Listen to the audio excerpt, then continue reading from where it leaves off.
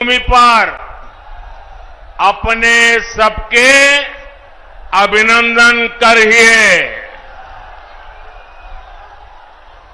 मंच पर विराजमान सभी वरिष्ठ महानुभाव और विशाल संख्या में हमें आशीर्वाद देने आए हुए मेरे प्यारे भाई और बहनों, मैं इस तरफ देख रहा हूं,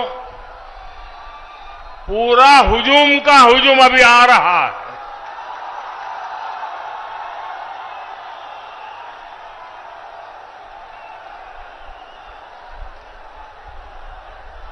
अब जरा मैं आपको सवाल पूछना चाहता हूं, ये चुनाव सभा है कि विजय सभा है?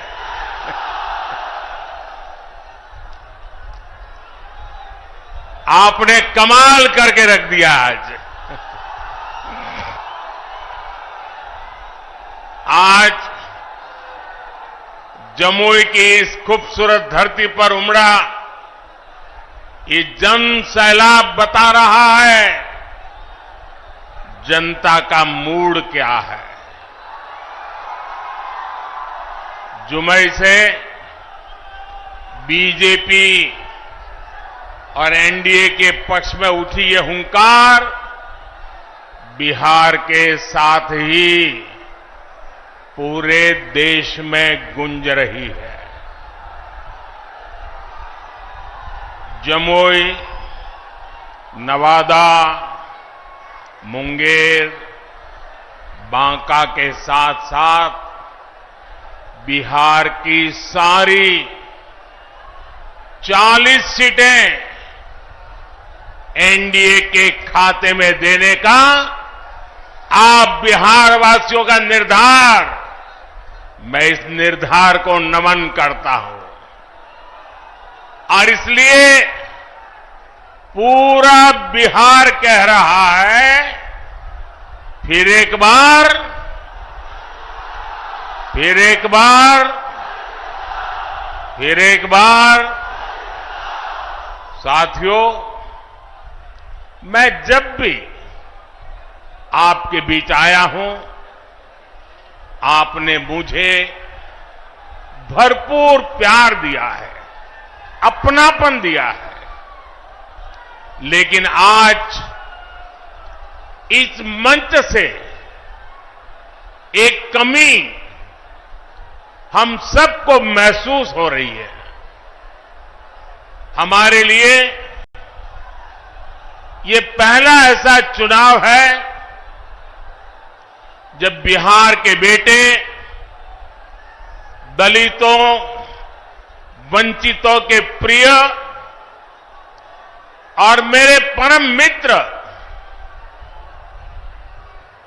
पद्म विभूषण से सम्मानित रामविलास पासवान जी हमारे बीच नहीं है। मुझे संतोष है कि रामविलास जी के विचार को मेरा छोटा भाई चिराग पासवान पूरी गंभीरता से आगे बढ़ा रहे हैं। 19 अप्रैल को आप एनडीए को जो समर्थन देंगे, आप भाई अरुण भारती जी को जो एक एक वोट देंगे, वो रामविलास जी के संकल्पों को मजबूती देगा। साथियों, बिहार की धरती पूरे देश को दिशा दिखाने वाली रही है। बिहार की इस धरती ने आजादी की लड़ाई में और स्वतंत्र भारत की नींव मजबूत करने में बहुत बड़ी भूमिका निभाई है। लेकिन दुर्भाग्य से बिहार के सामर्थ्य के साथ आजादी के बाद 5-6 पीढ़ियों के साथ यहां न्याय नहीं हो पाया। बिहार को एनडीए गठबंधन बहुत ही परिश्रम से एक बड़े दल से बाहर निकालकर लाया है। हमारे नीतीश बाबू की इसमें बहुत बड़ी भूमिका रही है। अब समय आ गया है कि बिहार और तेज गति से विकास करे। इसलिए 2024 का चुनाव बिहार और भारत के भविष्य के लिए बहुत निर्णायक है। ये चुनाव विकसित बिहार के सपनों को पूरा करने का चुनाव है। ये चुनाव विकसित भारत के संकल्प को मजबूत करने का चुनाव है। आज एक और कांग्रेस और आरजेडी जैसी पार्टियां हैं जिन्होंने अपनी सरकार के समय पूरी दुनिया में देश का नाम खराब किया था। दूसरी ओर बीजेपी और एनडीए है जिसका एक ही लक्ष्य है, विकसित भारत का निर्माण, खुशहाल बिहार का निर्माण। आप याद करिए 10 साल पहले दुनिया में भारत को लेकर क्या राय होती थी। कांग्रेस के राज में भारत को कमजोर और गरीब देश माना जाता था। छोटे छोटे देश आज जो आटे के लिए तरस रहे हैं, उनके आतंकी हम पर हमला करके चले जाते थे। और तब की कांग्रेस दूसरे देशों के पास शिकायत लेकर जाती थी। मोदी ने कहा, ऐसे नहीं चलेगा। भारत वही महान पाटलिपुत्र और मगध वाला भारत है। भारत वही चंद्रगुप्त मौर्य वाला भारत है। आज का भारत घर में घुसकर मारता है।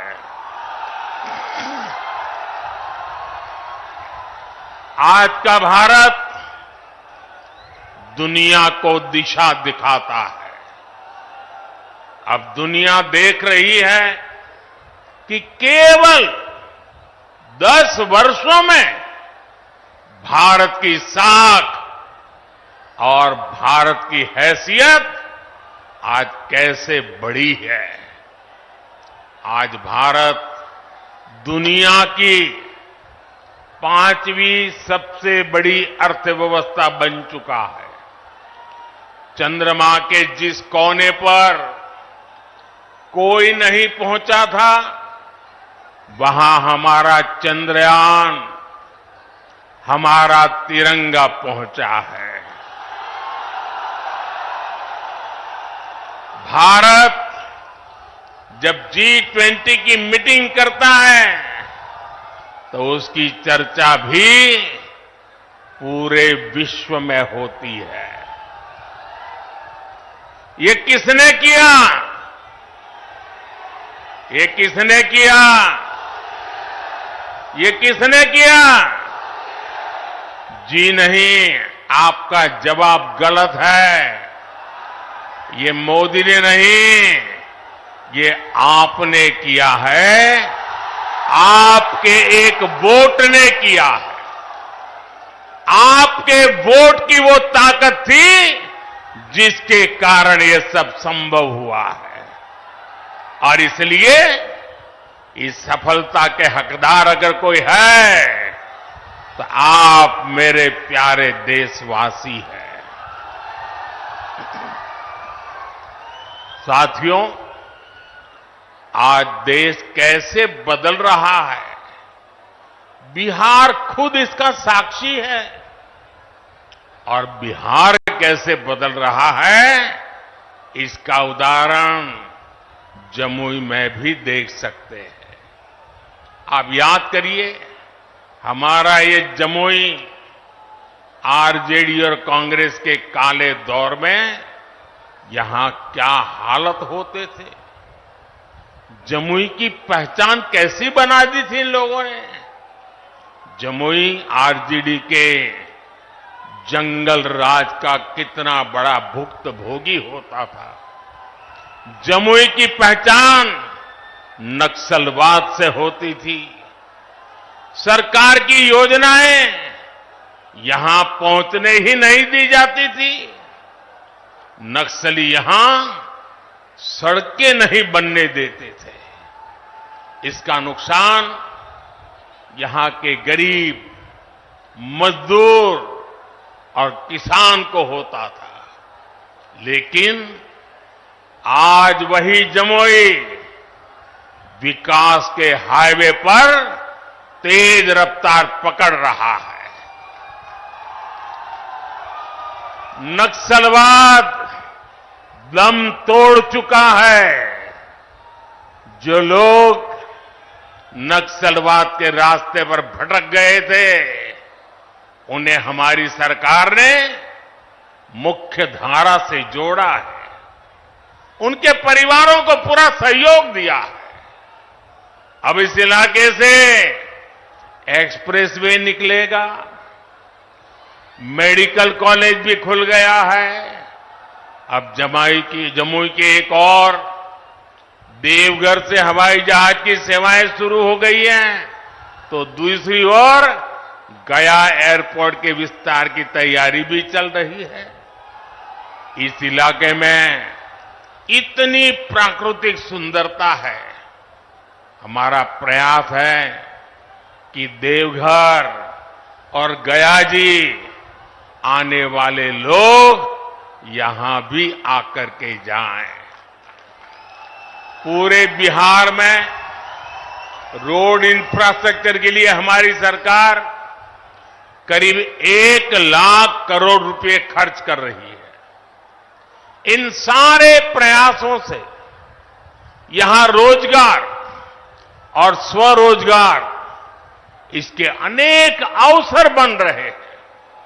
भाइयों और बहनों, आपको एक बात और कभी भी भूलनी नहीं है, हमेशा हमेशा याद रखिए। याद रखिए, और कोई भी गरीब मां का बेटा इसको भूल नहीं सकता है।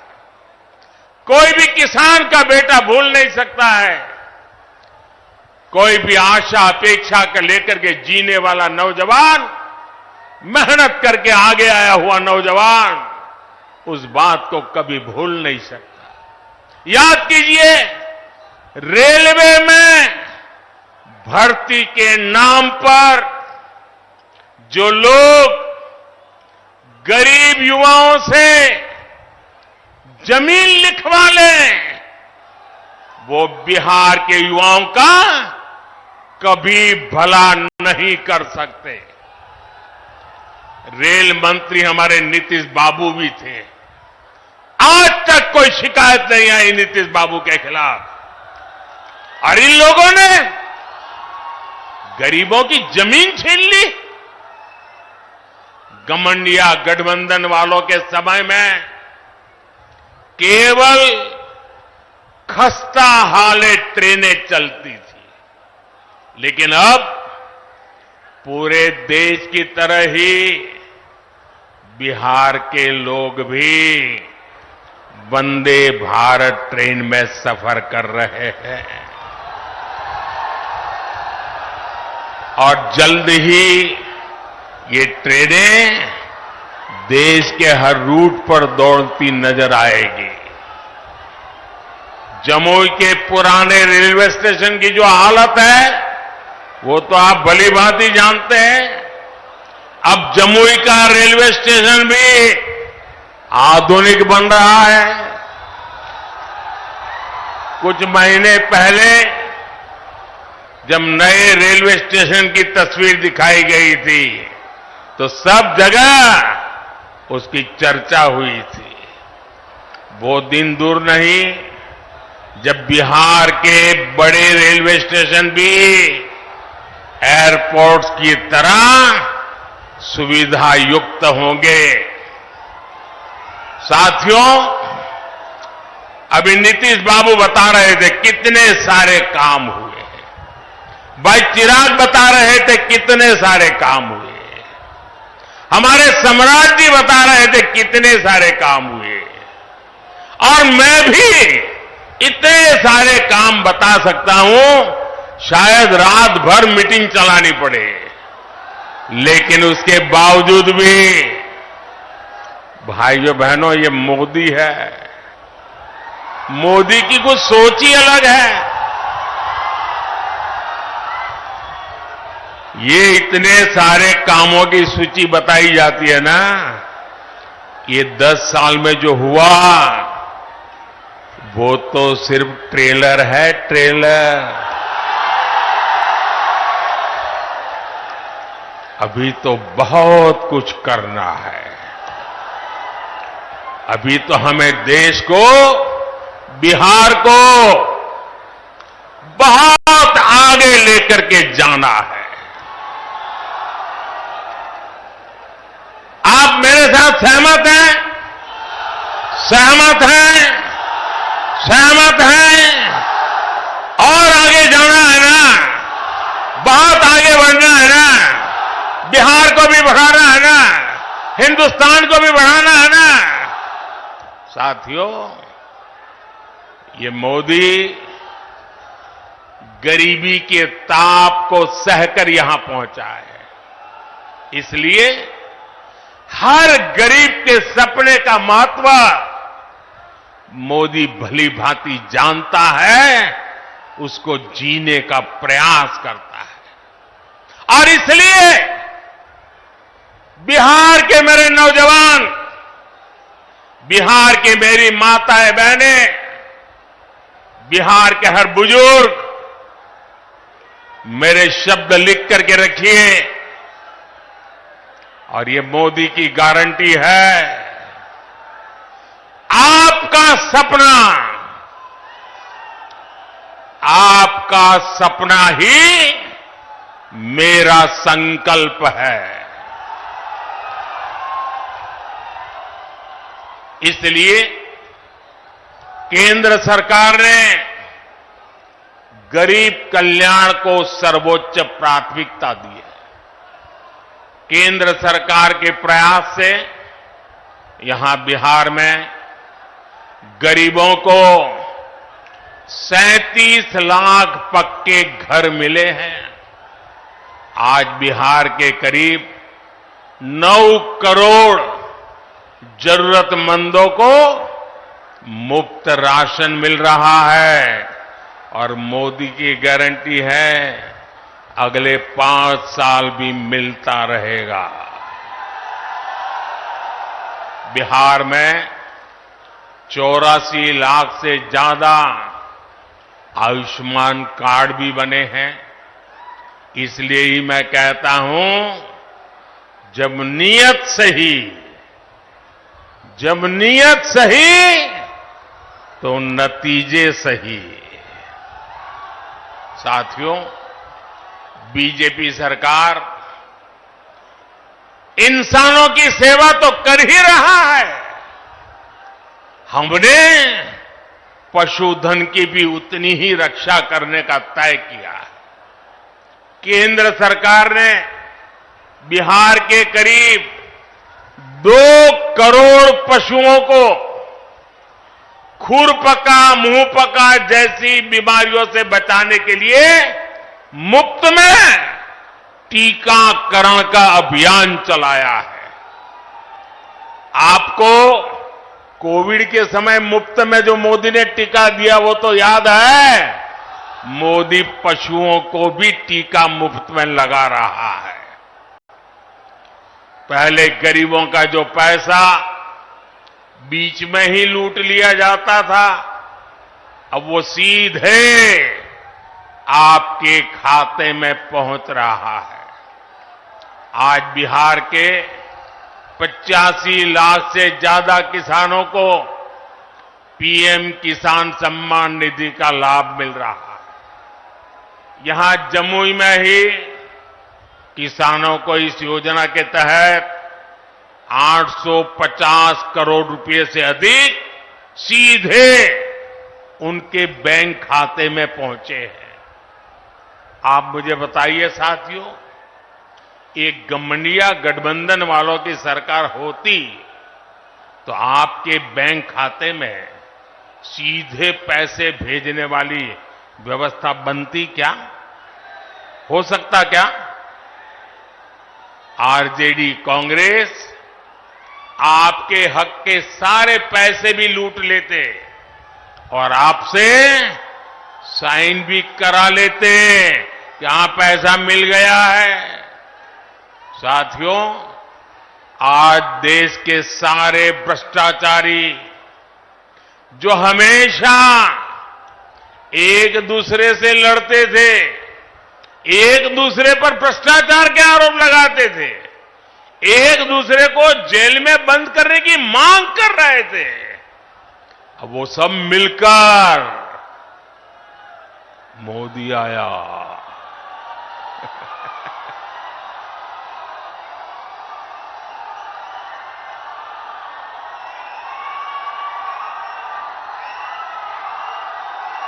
भ्रष्टाचारी कान खोल करके सुन ले, ये मोदी नहीं आया, 140 करोड़ देशवासियों का भ्रष्टाचारियों के प्रति गुस्सा निकल करके आया है। और इसलिए ये मोदी के खिलाफ अनाप शनाप पता नहीं क्या क्या बोलते हैं। साथियों, मैं कहता हूं भ्रष्टाचार हटाओ। मोदी कहता है भ्रष्टाचार हटाओ, वो कहते हैं भ्रष्टाचारी बचाओ। आप मुझे बताइए, भ्रष्टाचार हटना चाहिए कि नहीं हटना चाहिए? इस देश से भ्रष्टाचार जाना चाहिए कि नहीं जाना चाहिए? हर स्तर पर से भ्रष्टाचार जाना चाहिए कि नहीं जाना चाहिए? जिन्होंने लूटा है उन्होंने लौटाना पड़ेगा कि नहीं पड़ेगा? साथियों, ये कौन लोग हैं जो भ्रष्टाचार के खिलाफ इतनी बड़ी लड़ाई का विरोध कर रहे हैं? आप देखिए, एक तरफ एनडीए सरकार है जो नए उद्योग लगाने की बात करती है, दूसरी ओर ये लोग हैं जिनकी पहचान अपहरण उद्योग की रही है। एक तरफ एनडीए सरकार है जो सोलर पावर और एलईडी लाइट की बात करती है, दूसरी ओर एक गठबंधन गठबंधन वाले लोग बिहार को लालटेन युग में रखना चाहते हैं। हम नीतीश जी के सहयोग से बिहार में हाईवे और एक्सप्रेसवे बना रहे हैं, जबकि आरजेडी ने बिहार को गड्ढे और खाई में धकेल दिया था। एनडीए सरकार गरीबों की उनकी जमीन का प्रॉपर्टी कार्ड दे रही है, जबकि आरजेडी के लोग गरीबों की जमीनों पर कब्जा करते हैं। हम महिलाओं को सुरक्षा की गारंटी देते हैं, बेटियों को नए अवसर देते हैं, जबकि आरजेडी के लोग जंगल राज में बेटियों को सड़कों से उठा लिया जाता था। साथियों, हमारी सरकार में राम मंदिर का 500 वर्ष पुराना सपना पूरा हुआ।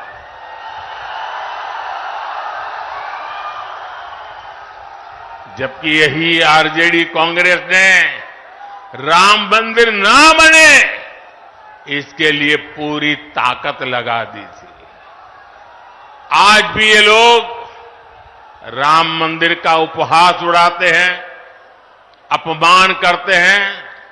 साथियों, कांग्रेस हो या आरजेडी, इन्होंने हर मौके पर बिहार और बिहारी गौरव का अपमान किया है।